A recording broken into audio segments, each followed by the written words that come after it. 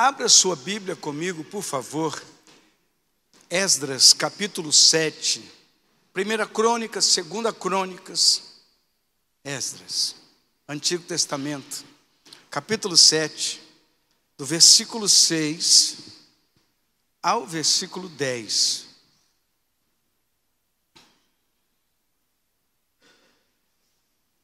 Vamos lá. Já encontraram? Diga amém. Versículo 6. Este Esdras subiu de Babilônia e era escriba hábil na lei de Moisés, que o Senhor Deus de Israel tinha dado, e segundo a mão do Senhor seu Deus, que estava sobre ele, o rei lhe deu tudo quanto lhe pedira. Também subiram a Jerusalém alguns dos filhos de Israel, dos sacerdotes, dos levitas, dos cantores, dos porteiros e dos netineus, no 7º ano do rei Artaxerxes. E no 5º mês chegou a Jerusalém, no 7º ano deste rei. Pois no 1º dia do 1º mês foi o princípio da partida de Babilônia. E no 1º dia do 5º mês chegou a Jerusalém, segundo a boa mão do seu Deus sobre ele.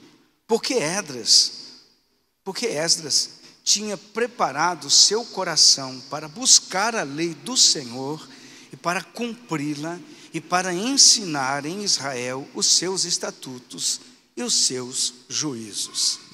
Feche os teus olhos, repita após mim, diga: Senhor Jesus, fala comigo esta noite, que a tua palavra venha de encontro ao meu coração, que a tua palavra me exorte, que ela me ensine e que ela edifique a minha vida, e que eu possa, Deus, andar segundo a tua palavra.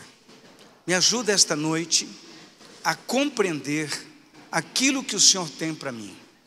E agora, em nome de Jesus, eu rejeito todo o impedimento sobre a minha mente, sobre o meu coração, que possa atrapalhar de entender a mensagem da tua palavra, em nome de Jesus, amém. Aí em silêncio, depois, se você puder pedir a Deus, para que Deus possa usar esse pastor, eu te agradeço muito. Glória a Deus.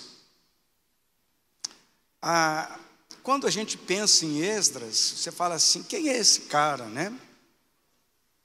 Para entender qual é o contexto que isso está acontecendo, e depois entender a aplicabilidade desta palavra na nossa vida, a gente tem que fazer uma leitura primeiro disso. Os judeus ficaram na Babilônia por conta de não guardarem os mandamentos do Senhor, ficaram lá prisioneiros, cativos por 70 anos. A lei dizia que o judeu produziria 6 anos e no 7º ano descansaria a terra. Mas muitos deles não agiram dessa maneira. Por conta desse comportamento, eles são levados cativos e ficam aprisionados, uma quantidade muito razoável de judeus na Babilônia. A Babilônia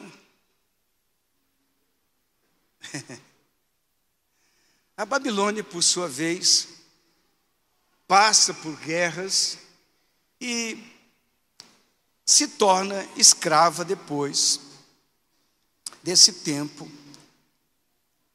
E o reinado, né, que domina a Babilônia naquele momento, entende o seguinte, que os babilônicos tinham que libertar o povo de Israel. E Deus levanta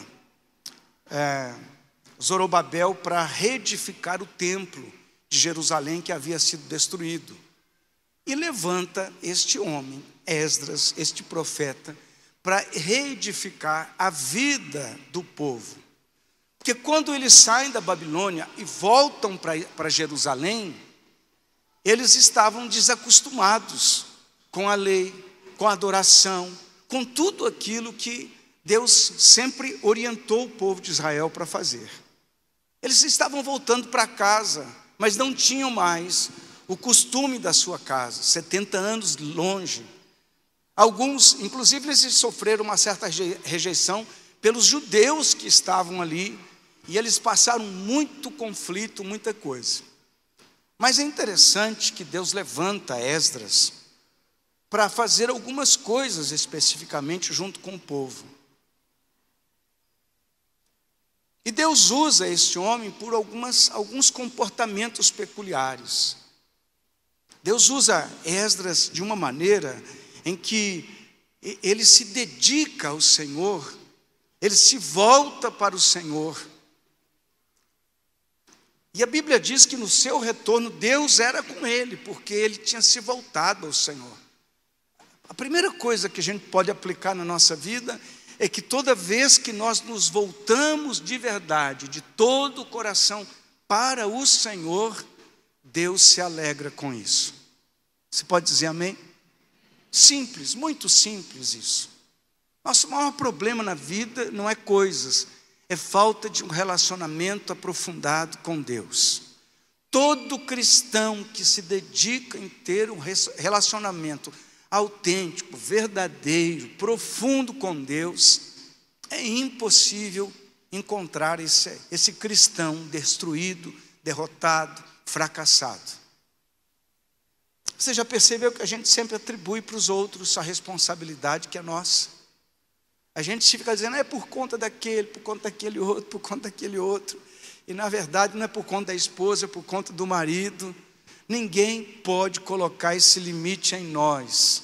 O único que coloca o limite no nosso relacionamento com Deus não é nem o diabo, porque o diabo nunca vai deixar de ser diabo. Ele vai tentar, ele vai atacar, ele vai tentar maneiras diversas para impedir que nós andemos com Deus. Mas, na verdade, a única pessoa que pode impedir o nosso relacionamento com Deus, diga assim comigo, sou eu mesmo. Bata a mão assim no peito e diga, sou eu mesmo. Esdras decide andar de uma maneira diferente. E por conta disso, a Bíblia diz que Deus é com ele. Diga glória a Deus. E uma coisa importante para a gente saber, e nós temos que refletir nisso, pelo menos o texto vai dar essa ideia para a gente, é como é que nós gastamos a nossa vida. Você já prestou atenção como que você tem gasto o teu tempo, a tua vida, a tua existência? Quanto tempo a gente perde? E o tempo é alguma coisa tão preciosa, porque não dá para recuperar. Tempo não se recupera. Ou você gasta ele bem, ou gasta ele mal. Em outras palavras, ou você gasta bem a sua vida, ou vai chegar um momento em que você gastou mal, não tem como recuperar. Oxalá Deus nos dê a sabedoria de hoje sairmos daqui dizendo, eu vou gastar bem a minha vida, eu vou investir bem a minha vida. E eu vejo na vida de Esdras, exatamente que ele tinha a consciência da brevidade da vida. E ele falou, tenho que fazer alguma coisa pelo povo que está aqui, eu tenho que lutar por essa nação. Eu tenho que fazer alguma coisa com a minha vida hoje. Eu tenho que pensar na minha família hoje. Eu tenho que pensar na minha vida espiritual hoje. Eu tenho que pensar na minha caminhada hoje. Não é amanhã e não é depois. Talvez nós não tenhamos o amanhã e nem o depois. A Bíblia nos diz que o homem faz plano, mas a resposta certa sempre vem do Senhor. Amém, igreja? E a gente muitas vezes fica protelando, fica postergando as coisas, fica deixando para depois, fica adiando as coisas que nós temos que tomar decisões hoje. O tempo que Deus nos dá é hoje. Amanhã nós não temos, talvez teremos. Ontem não temos nada mais para fazer. O que devemos fazer é hoje. Amém, igreja? Amém? Glória a Deus. Na verdade, o tempo vale muito mais do que dinheiro. Porque dinheiro você perde e ganha, tempo você perde, não recupera mais. mas ainda Deus tem nos dado tempo para mudarmos a nossa caminhada. Irmãos, a única pessoa responsável pelo resultado da sua vida, e eu quero apontar bem para a direção espiritual, ainda que nós podemos falar de todas as áreas da nossa vida, o único responsável somos nós mesmos. Então Esdras nos apresenta um modelo, e é sobre isso que eu quero falar. Um modelo de como gastar bem a nossa vida. Amém? Se você quiser anotar o primeiro ponto. Eu gosto de ser bem didático para você. Primeira coisa que ele diz aqui, que é estudando a palavra de Deus. O texto nos aponta isso no versículo 10. Porque Esdras tinha preparado o seu coração para buscar a lei do Senhor e para cumpri-la e para ensinar em Israel os seus estatutos e os seus juízos. E a primeira coisa que ele faz é estudar a palavra de Deus. Ele gastou a sua vida nisso, estudando a palavra de Deus. E é impressionante como a gente vê a quantidade de cristão hoje que tem uma fé extremamente rasa, de pouquíssimo ou quase nada conhecimento bíblico. Chega a ser um analfabetismo teológico, cristão. Eu sou cristão porque eu pertenço àquela igreja é legal, mas não conhece a palavra de Deus, não se aprofunda no conhecimento da palavra de Deus. Quando trata-se de coisas, isso é coisa do ser humano, né? A gente gosta assim do movimento, da novidade, das coisas atrativas. Nós não gostamos de disciplina. E quando, na verdade, a disciplina, alguém definiu isso há algum tempo atrás, que a disciplina é a mãe do sucesso. Toda pessoa disciplinada que se dedica a uma prática sistematicamente, ela vai atingir um resultado, o resultado que ela espera. Tem alguém que quer ser vencedor na vida aqui? Então, eu quero dizer para você que não é por oba-oba, não é por dedução, não é por palavras de efeito, mas sim pelo um estudo sistemático da palavra de Deus. Eu quero encorajá-lo, inclusive, a estar comigo domingo de manhã. A gente vai das 8 da manhã até umas 10h15, 10h20. São 2 sessões que a gente ensina a palavra. Venha, irmão, você está aqui no culto hoje à noite, mas domingo, pastor, de novo na igreja, você nem vem quase na igreja. Venha, aproveite o teu tempo, gaste o teu tempo com sabedoria, vai ser de grande resultado para a sua vida. Numa conversa, Jesus diz: examinais as Escrituras, porque julgais ter nelas a vida eterna, e são elas mesmas que testificam de mim. A palavra de Deus fala a respeito de Jesus. Amém, igreja? Então a gente tem que ter essa sensibilidade, tem que ter esse entendimento de que se eu quiser ser um cristão verdadeiro, autêntico, maduro, forte, em que as tempestades virão e eu terei condição de vencê-las, eu preciso fortalecer a minha vida espiritual através da palavra. Você não consegue ser um cristão fervoroso sem a santa palavra de Deus pautar a tua maneira de viver e de pensar e de agir e reagir nas circunstâncias da vida. E quem nos ensina isso? A palavra de Deus. A gente tem que ter esse cuidado. É um zelo pela nossa vida espiritual, um cuidado com o meu caminhar.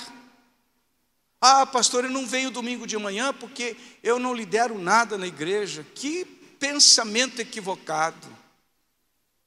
Eu pensei que era só para líder. Não, é só para crente, irmão. Eu não sou crente ainda. Venha do mesmo jeito, venha aprender a palavra, venha se alimentar. Você não vai perder com isso. Pode vir de manhã, pastor? Claro que pode. Não pode não, você deve. É um tempo em que a gente se dedica em ensinar a palavra de uma maneira um pouquinho mais profunda. Hoje eu estava aqui dando aula aos irmãos e eu falei, não posso nem explicar isso num culto domingo à noite, porque não tem tempo para isso. Vamos lá. João 6,68 diz: respondeu-lhe Simão Pedro: Senhor, para quem iremos? Tu tens as palavras da vida eterna. É só Jesus que tem essa palavra. E Ele quer que nós a aprendamos, que nós desfrutemos disso. Glória a Deus. Amém, irmãos? Para Esdras, a palavra que ele estudava era a lei de Moisés. Para nós, é toda a Bíblia, Antigo e Novo Testamento. Temos muito que aprender. Temos muito que aprender. E se nós quisermos ter tudo que Deus tem para mim, eu primeiro tenho que aprender a respeito da sua santa e bendita palavra. Não tem outra maneira. Porque como é que eu vou fundamentar a minha fé? Pastor, eu estou sentindo um negócio, um arrepio. Aleluia.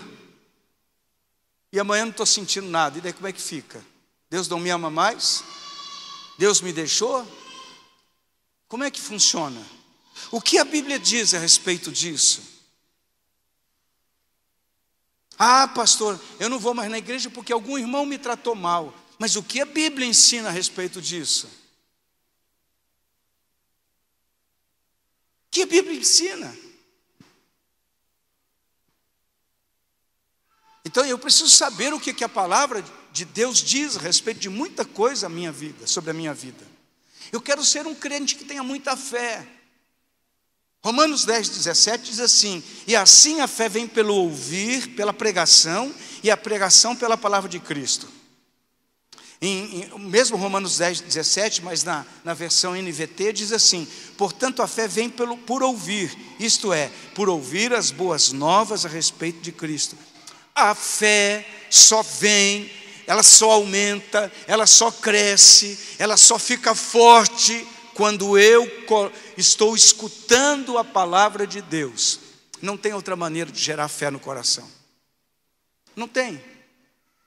Não tem alguma coisa que eu possa fazer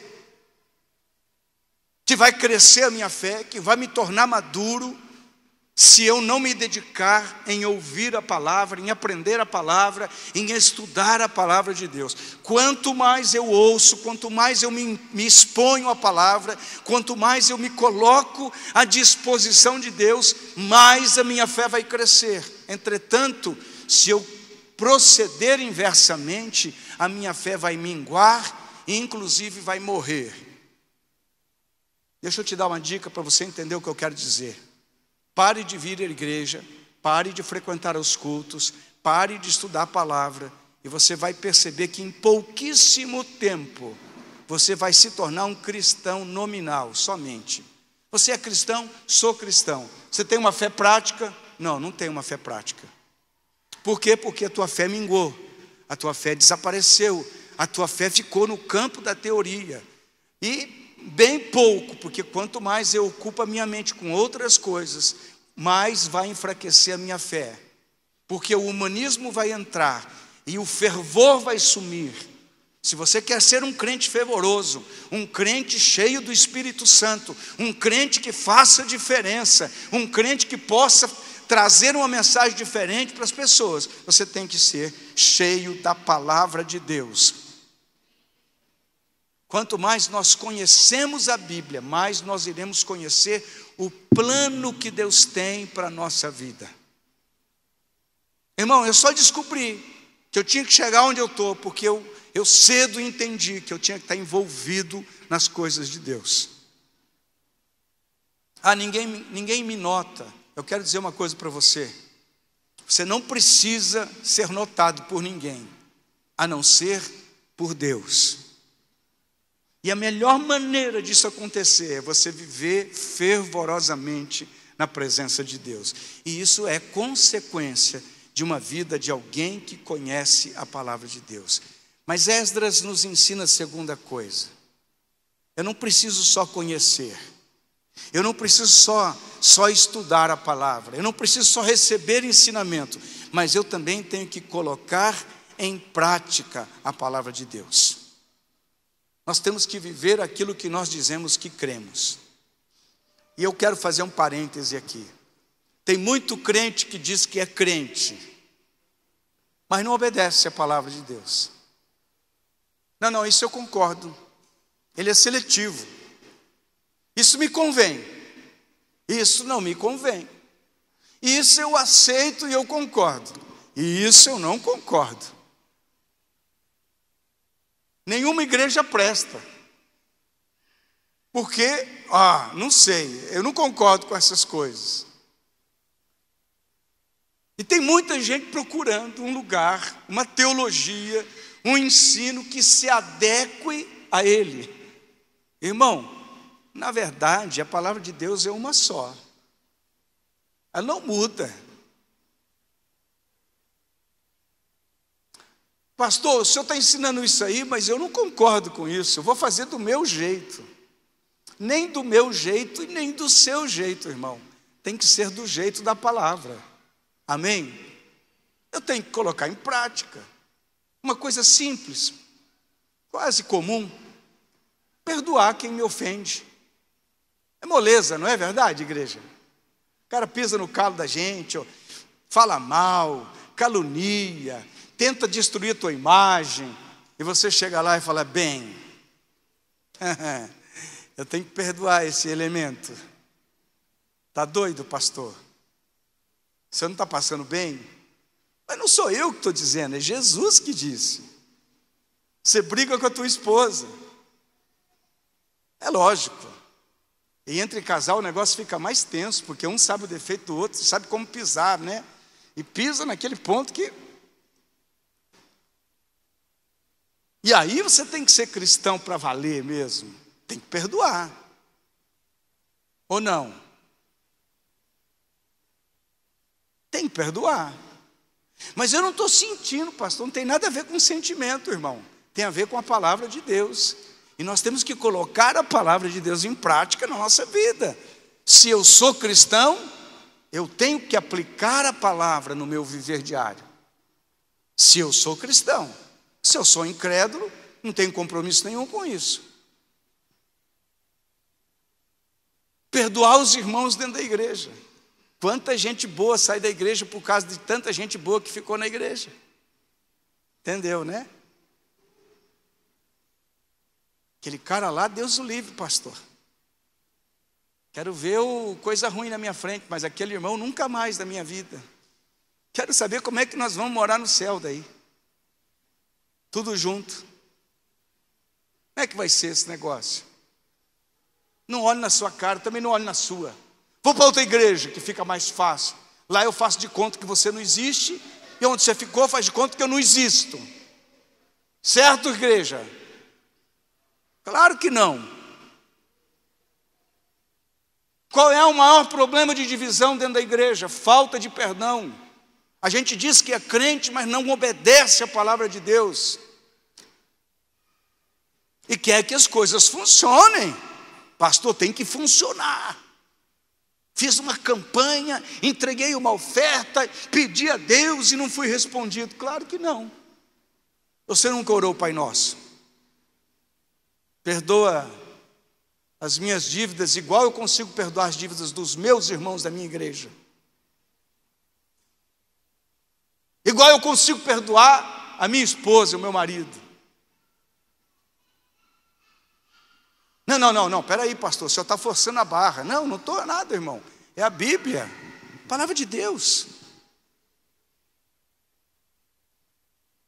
Esdras estava meditando na palavra e ele tinha uma coisa totalmente peculiar. Esdras, ele obedecia a palavra, ele fazia o que a palavra mandava. E aqui está o motivo da derrocata de muito crente. Crê certo, mas não vive, não faz como tem que fazer. A fé dele, a crença dele está correta. A prática dele não tem nada a ver com aquilo que ele crê. Ele é crente em algumas circunstâncias, em alguns momentos da vida. Em outros não é tão fácil assim, pastor. E aí fica aquele conflito. Por quê? Porque dentro do nosso coração a gente não tem a confirmação daquilo direitinho. Como é que nós estamos vivendo? Como é que nós estamos praticando a palavra de Deus? Essa resposta é pessoal. Amém? Eu não tenho nada de chegar em você e dizer, irmão, você é uma bênção. Amém, igreja? Eu que tenho que saber se eu sou uma bênção ou não. E é bem difícil certas coisas.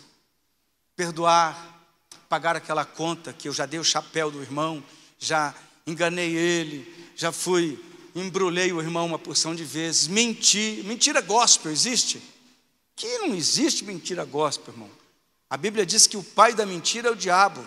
Então logo o mentiroso é filho do diabo, não é filho de Deus. Meu Deus, pastor, que palavra dura. Irmão, eu estou em paz. Eu só estou ensinando a palavra de Deus. Como é que a gente está vivendo?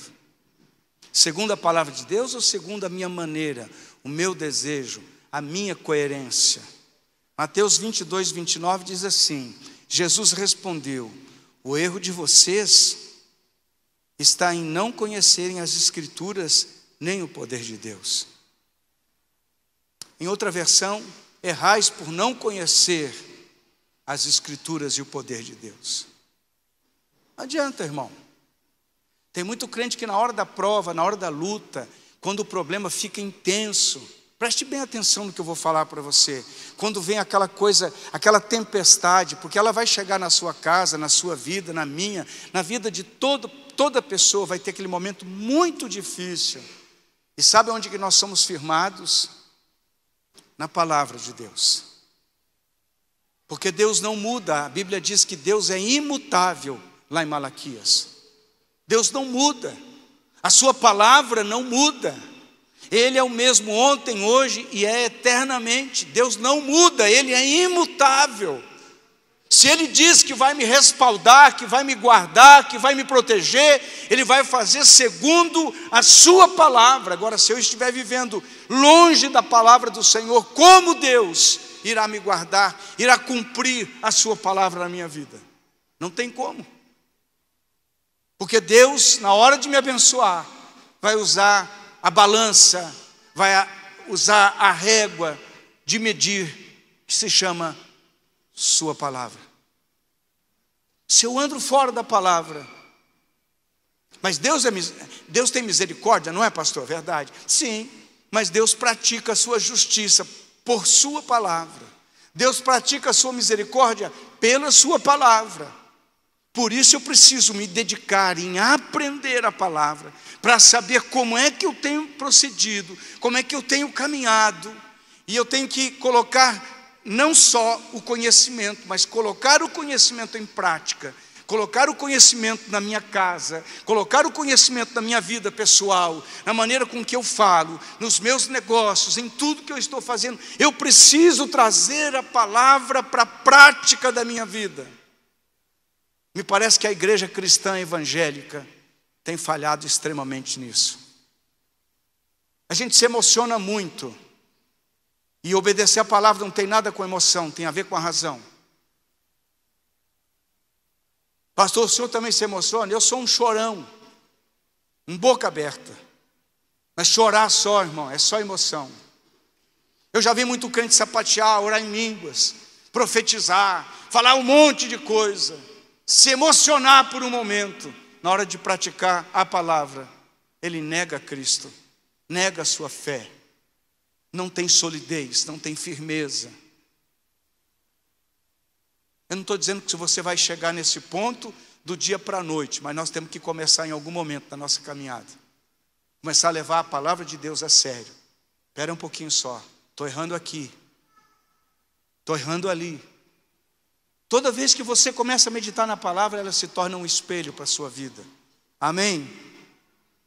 Esdras, ele não queria errar.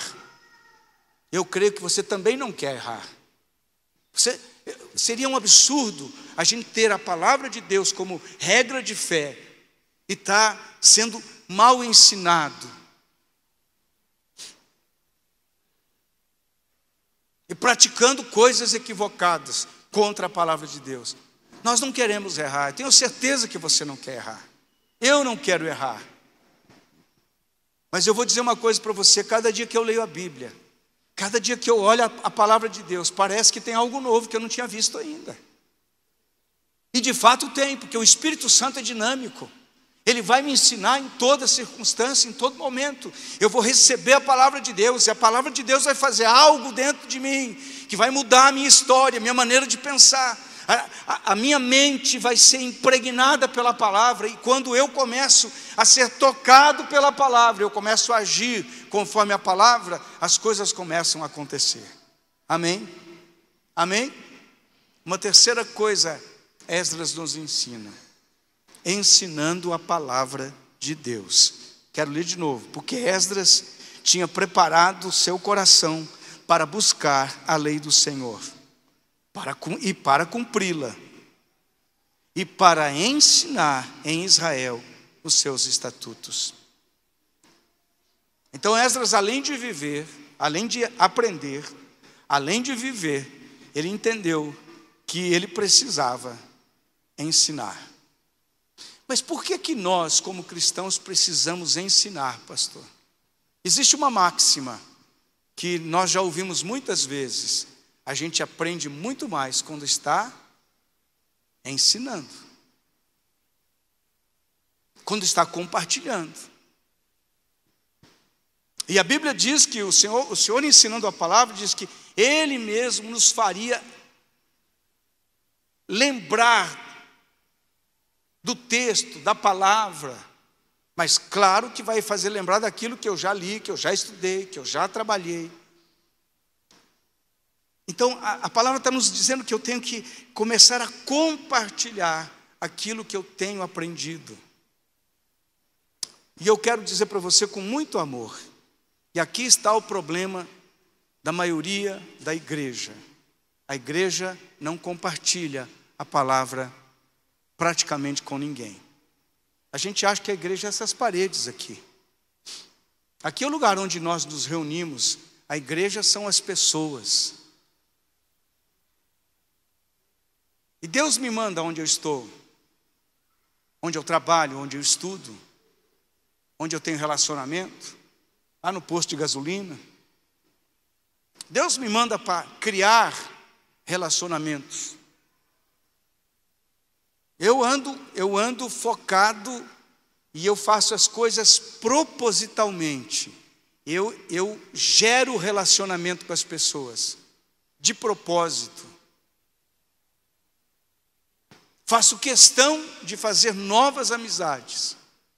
Mas eu sou muito fechado. Então, quero dizer para você que chegou a hora de mudar de postura. Pastor, eu não tenho facilidade. É lógico que ninguém tem, até começar a fazer. Depois começa a fazer, a coisa vai acontecendo. Ser gentil com as pessoas, ser um gentleman, ser elegante com as pessoas. Tem gente que parece que pensa que é bonito ser feio, fazer cara feia, ficar lá rancoroso, sisudo. Você usa os teus pontos de relacionamento, os lugares onde você se relaciona com as pessoas, para compartilhar e para ensinar a palavra. Pastor, mas eu nem sei a palavra. Então volta para o item 1, para o item 2, e aí você retoma o item 3. Ensine a palavra de Deus às pessoas. Você vai aprender mais. A sequência é uma coisa lógica. Primeiro, antes de ensinar, eu tenho que aprender. E antes de ensinar, eu tenho que colocar em prática. Existe uma coisa atualmente que eles falam sobre gerar autoridade nas redes sociais. Alguém já viu sobre isso? Você tem que ter autoridade na rede social. Você tem que ter case e tem que ter experiências. Eu vou falar uma coisa para você, irmão. Nós precisamos começar a pensar, aplicar isso na nossa vida. Ensinar com autoridade é quando você ensina baseado em muitas experiências e textualmente na palavra de Deus. Quantos aqui são salvos? Levanta a sua mão, você tem certeza que é salvo? Levanta a mão. Meu Deus, cadê o povo? Ah, ok. Me explica por que você é salvo, baseado na Bíblia. Pastor, um dia eu cheguei lá na igreja, senti um negócio e eu fui salvo. E o dia que você não sentiu um negócio, você foi para o inferno. Por que algumas pessoas sentiram dúvida na hora de levantar suas mãos? Porque não tem base bíblica da sua salvação. Por que eu sou salvo? O que me garante a minha salvação? Eu tenho que ter o meu case de experiência, então. Vamos falar na linguagem atual. Eu tenho que ter a minha própria experiência. Eu tenho que viver essa experiência, mas eu tenho que ter fundamento dessa experiência. Eu sou salvo. Não, porque eu gostei da igreja. Isso não salva você. Eu sou salvo porque eu frequento a igreja IPC, batista, metodista. Isso não salva você. Nenhuma igreja pode salvar um crente. Quem salva é Jesus. Mas baseado no quê? Você é um pecador. Não, eu não sou pecador, pastor. A Bíblia diz que você é. Uma pergunta que eu sempre faço: todo mundo é filho de Deus? Muitos de vocês aqui já sabem a resposta, mas muita gente não sabe. Todo mundo é filho de Deus, pastor, e a Bíblia diz que não é assim. Esse é um conceito judaico. Todo mundo é filho de Deus. O judeu pensa dessa maneira, mas o judeu Jesus não ensinou isso. Eu sou filho de Deus se eu receber a Jesus como Senhor e Salvador da minha vida. Já recebi Jesus, então sou salvo. Por que você não sabe o texto?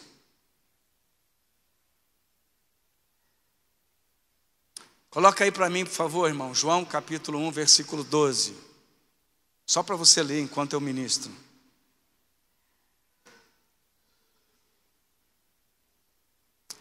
Bilhões de pessoas estão morrendo sem Jesus. E nós aqui dentro da igreja, só vindo no culto de domingo para ver que se é legal. Eu não vou voltar no culto não, porque o culto não foi bom. Posso contar uma novidade para você? Nós fazemos o culto errado quando pensamos assim. O culto não é para você. O culto é para o Senhor. Se ele não está bom é porque nós não oferecemos a ele um culto agradável. Ninguém vai dizer aleluia, glória a Deus, orar em línguas, vai sapatear aí. Engraçado. Um dia eu estava na minha igreja e eu vi uns problemas. Com certeza você também vê aqui. E eu quero contar uma novidade para você. Jesus mostra os problemas para você, não é para você falar, é para você agir. Amém? E a pergunta que vem quando você vê um problema tem que ser essa: o que eu posso fazer para melhorar isso?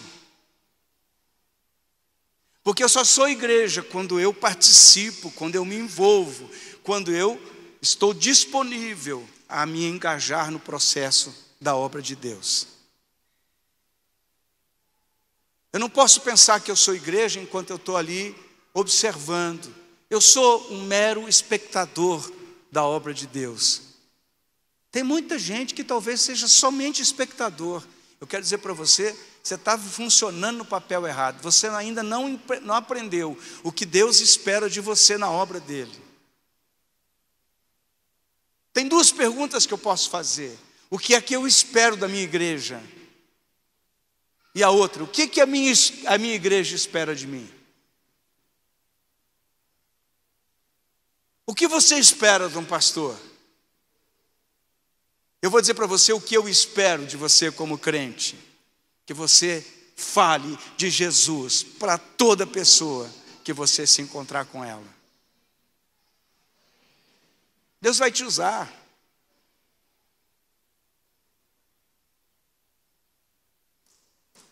Você só vai experimentar o milagre de ver alguém sendo curado quando você começar a orar por essa pessoa. E se não for curado, Mais uma experiência. Quando nós ensinamos, quando nós ministramos, quando nós compartilhamos a palavra de Deus, nós começamos a crescer espiritualmente. E a questão aqui de Esdras é exatamente essa. Tem muita gente precisando ouvir da nossa boca que Jesus ama essa pessoa, que Jesus salva o pecador, que Jesus transforma a vida.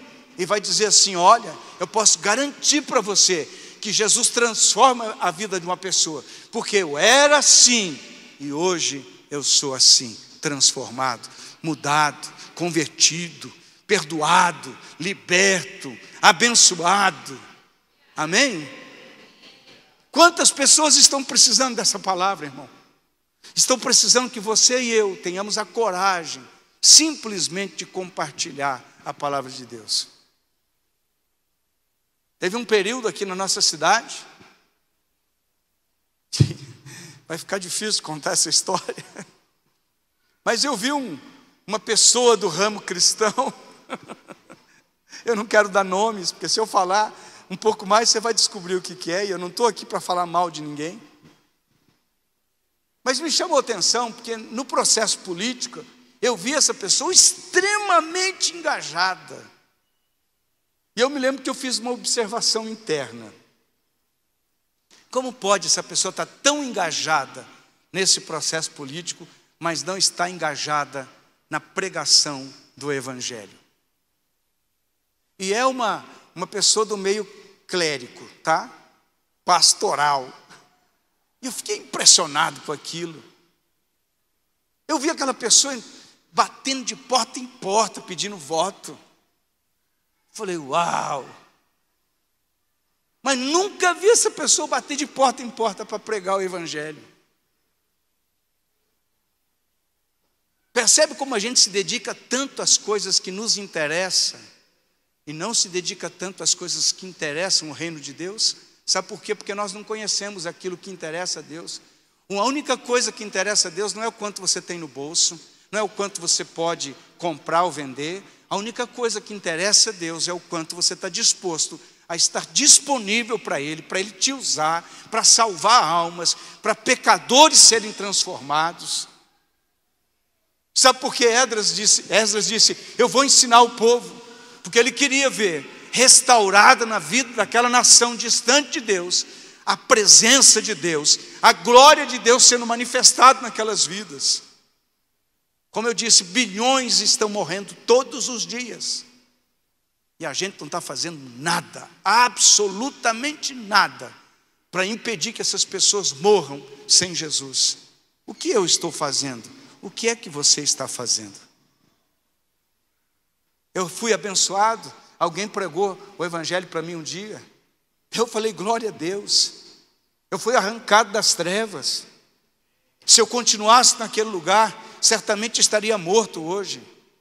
Se eu continuasse ali naquele lugar, você não estaria aqui ouvindo essa palavra essa noite. Alguém teve coragem um dia de falar para mim, Jesus ama você, Ele quer perdoar os seus pecados. Essa pessoa disse para mim, vamos à igreja, você vai ouvir uma palavra, e Deus vai mudar a tua história. E eu fui para a igreja aquela noite, irmãos. Meus amigos pararam na porta da igreja e falaram, você é doido, cara, você vai entrar na igreja. Eu falei, vou entrar na igreja, eu quero saber o que é que Deus tem para mim. Sentei no último banco, como quase todo mundo faz, ouvi a pregação, o pastor Ayrton, hoje já falecido, pregou uma palavra, e ele disse, vinde a mim, vós que estáis cansados, oprimidos e sobrecarregados, e eu vos aliviarei. Por conta de uma pessoa que me convidou para ir para a igreja, eu estou aqui há 44 anos servindo a Deus. Talvez você não tenha pensado nisso, talvez nem essa pessoa tenha pensado nisso. Eu preguei e aquele cara se tornou um pastor, ele se tornou um pregador, ele se tornou alguém disposto a fazer a vontade de Deus. Você não sabe para quem está pregando. Chegaram para um homem e perguntaram para ele, você pregou o Evangelho para muita gente? Ele disse, olha, que eu me lembro, eu preguei, mas só um se converteu. Ele falou: quem que se converteu? Eu preguei para Billy Graham, maior evangelista da face da terra. Você não sabe para quem você está pregando. Você não sabe o que aquela pessoa que está destinada pelo diabo a ser a pior das pessoas, quando ela ouve o evangelho, Deus muda o destino dela, Deus muda a história dela, e ela vai para a presença de Deus. Quantas pessoas você conhece que precisam ouvir o ensinamento da palavra? E aí eu tenho que ter consciência. Meu Deus, o Senhor tem me dado tanto, e que eu tenho feito para o Senhor.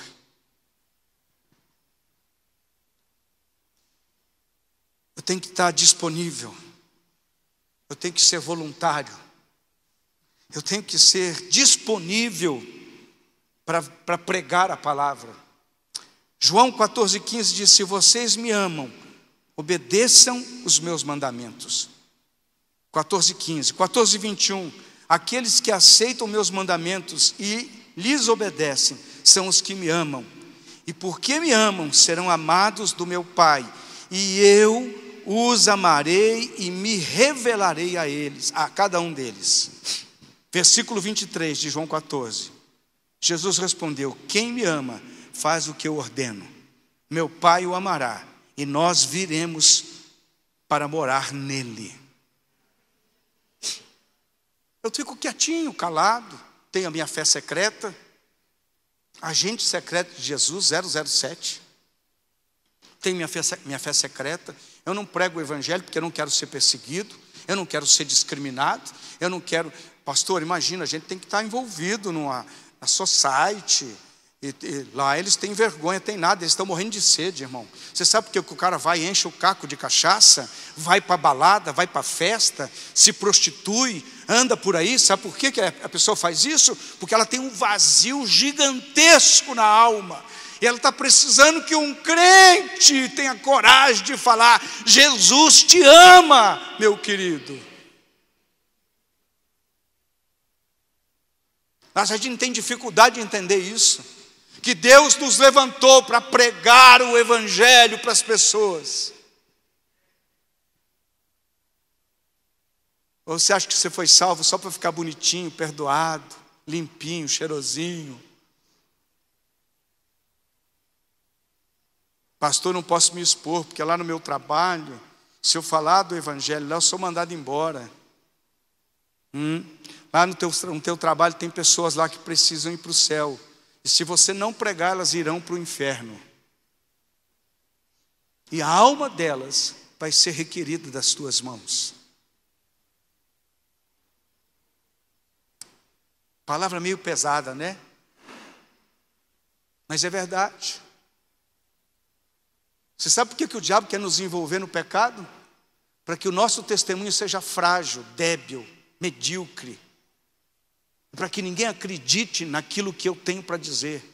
Por isso que o diabo quer que você esteja envolvido no pecado. Porque você perde a autoridade testemunhal. Você perde a autoridade para falar. Você perde a autoridade para exercer a autoridade espiritual que Deus colocou na sua vida. Como faz a diferença um homem de Deus e uma mulher de Deus na vida de alguém? Vocês já viram falar de Justin Bieber? Que aquele cara se converteu? Vocês sabiam que foi uma brasileira que saiu aqui do Brasil com uma palavra de Deus para ir para os Estados Unidos? E ele foi trabalhar na casa da família desse menino, uma coisa assim. E lá ela pregou o evangelho, essas pessoas aceitaram Jesus, e esse rapaz foi alcançado por Cristo. Vocês sabiam disso? Uma mulher entendeu, e ela foi trabalhar lá, ela deixou o emprego que ela tinha, a posição que ela tinha, a formação que ela tinha, para trabalhar de doméstica na casa de alguém lá nos Estados Unidos. Mas ela sabia porque ela estava indo lá. Ela foi lá para fazer um trabalho de missão. Ela foi lá para levar o evangelho para alguém que estava precisando. A Bíblia diz de Naamã, meu Deus, que coisa. Aquela menina foi capturada. A empregada de Naamã, que ninguém sabe o nome. Naamã fica leproso. E ela fala: existe um homem de Deus na minha terra. Se o meu senhor, minha senhora, falou para sua patroa, for visitá-lo, ele vai ser curado da lepra. E Naamã pensou que ia ser recebido com honras e pompas. Ele foi recebido naturalmente. Ele ficou indignado. Outro homem chegou e falou: mas meu senhor, se o profeta dissesse para o senhor, vai mergulhar num rio limpo, tal, o senhor não iria? Ele disse: iria. Por que o senhor não vai obedecer o que o homem de Deus falou? Ele repensa e ele fala, duas pessoas anônimas, usadas por Deus. Ele pensa, é verdade, mergulha uma vez naquele rio fedido, e o rio é mal cheiroso mesmo. Mergulha 2 vezes, mergulha 3, 4, 5, 6, na 7ª vez, um milagre acontece. Porque uma menina, que ninguém sabe o nome até hoje, disse: lá na minha terra, Deus opera milagres. Deus quer te usar, irmão. Deus quer te usar, irmã. Você pode fazer a diferença na vida de muita gente nessa cidade. Deixa Deus usar você. Você só tem que pregar. O resto quem faz é o Espírito Santo. Fica de pé.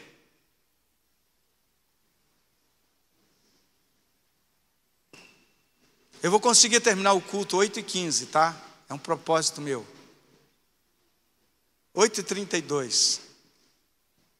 Você entendeu essa palavra? Você recebeu ela como de Deus na tua vida? Deixa Deus te usar, irmão. Deixa Deus te usar. Vai ser tão tremendo quando eu ficar olhando você, e aí você vem contar o testemunho: pastor, orei, Jesus salvou uma pessoa, outro foi curado, um milagre aconteceu, Deus se moveu, pastor, estou vivendo um outro nível espiritual. E eu vou falar: glória a Deus. Não quero e não preciso ser o centro das coisas acontecerem. Faço questão que você seja usado por Deus, que você se torne um instrumento, um vaso poderoso nas mãos de Deus. Feche os teus olhos, eu quero orar pela sua vida. Aqui estamos na tua presença, Senhor. Use cada um, que a partir de hoje, Pai, aprendamos a ouvir esta voz, a voz do teu Espírito Santo. Fala conosco. Não nos deixe mais insensíveis ao sofrimento, à tristeza, ao fracasso de ninguém, Senhor. Faz com que sejamos sensíveis, obedientes, com os ouvidos afinados para ouvir quando o Senhor nos manda pregar, quando o Senhor nos manda levar a palavra. Pai, usa os meus irmãos e as minhas irmãs. Faz com que eles percebam quanto é importante a pregação da tua palavra. Usa cada um com poder, com autoridade, com unção. Será tão bom ver, Pai, o meu irmão e minha irmã crescendo na fé, crescendo no ministério, sendo usado pelo Senhor. Nós não estamos aqui para receber somente. Nós estamos aqui para compartilhar, para levar a tua palavra, para ser usado pelo Senhor.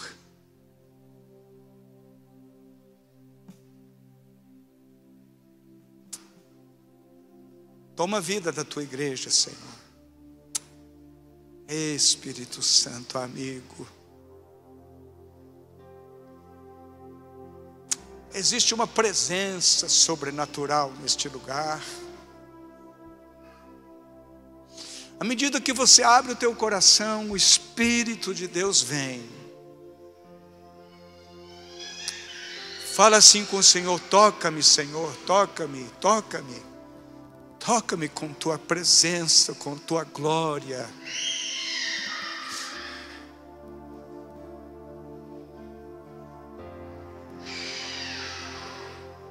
Toca-me, Senhor, toca-me, Senhor. Toca-me com tua presença. Xeramacandaramai. Xeramaste kandaramai.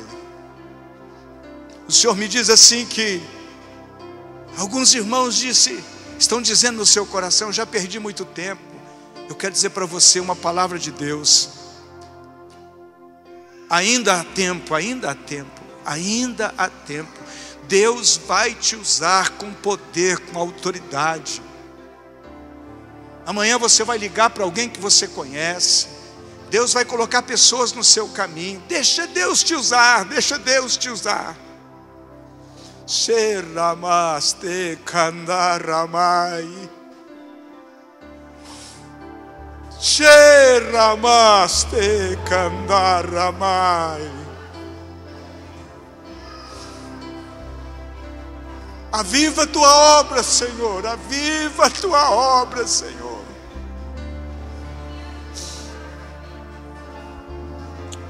Xeramakandaramai. Oh, Espírito Santo, Espírito Santo. Você quer sentir utilidade, quer se sentir valoroso, útil. Não é o cargo que você recebe, é a função que você está disposto a exercer. No reino de Deus não é o título que nós temos, mas é a nossa funcionalidade que é o importante para Deus.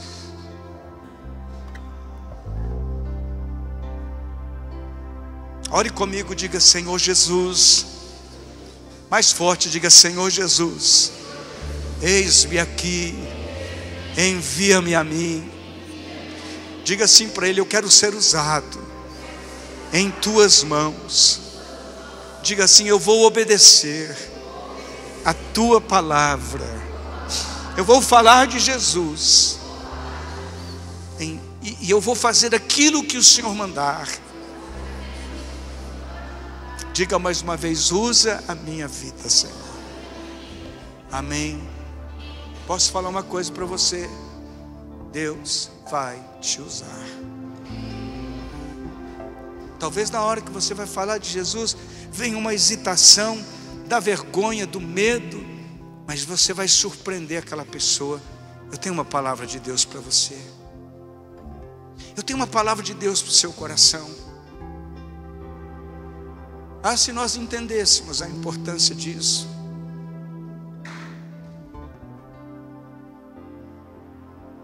Deus vai usar você para livrar pessoas do inferno, irmão e irmã.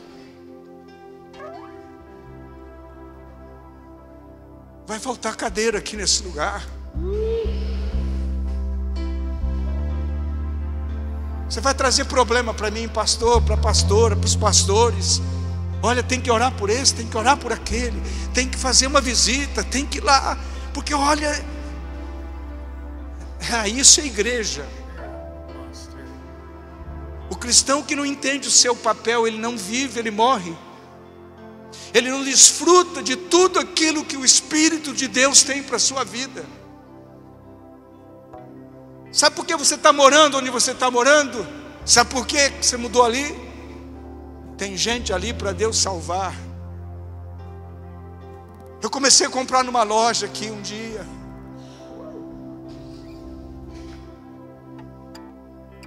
Eu comecei a gerar relacionamento. Um dia naquela loja aconteceu um negócio, eu fiquei meio chateado, disse que não ia comprar mais. O senhor falou: volta lá e peça perdão. Eu era cliente, eu tinha razão, para que pedir perdão? O senhor falou assim: tem alma para salvar naquele lugar. Eu quero usar a sua vida. De alguma maneira você vai impactar a vida de alguém. Cadê a Ana do Bruno? Está aí ou não? Levanta a mão aí, Ana, para o povo ver você. Está ocupada? Está ali a Ana. Ela trabalhava nessa loja. Hoje ela serve a Deus aqui.